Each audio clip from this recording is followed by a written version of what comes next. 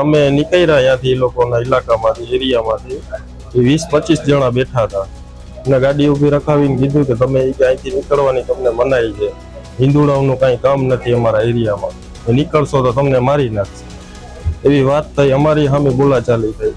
અત્યારે સવારના અમે ચા પી ઘરે જતા હતા, બરોબર ડેલી આગળ પહોંચ્યા ને તો અહીંયાથી ડેલી આગળથી એ લોકો નીકળી આવ્યા.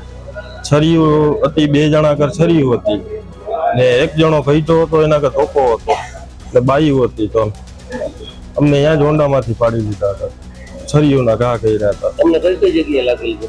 હાથમાં છરીનો ઘા છે, માથામાં ને છાતીમાં ને પગમાં.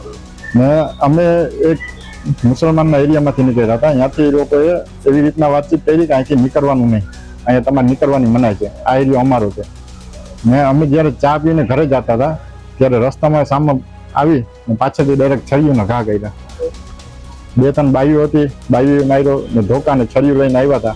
3-4 જણ હતા, ડાયરેક્ટ આવીને મારવા માંડ્યા. કેવા હતા જાતે? મુસલમાન, બધા મોમેડિયન હતા. પછી આ બાબતે તમે ક્યાંય કોઈને જાણ કરેલી છે?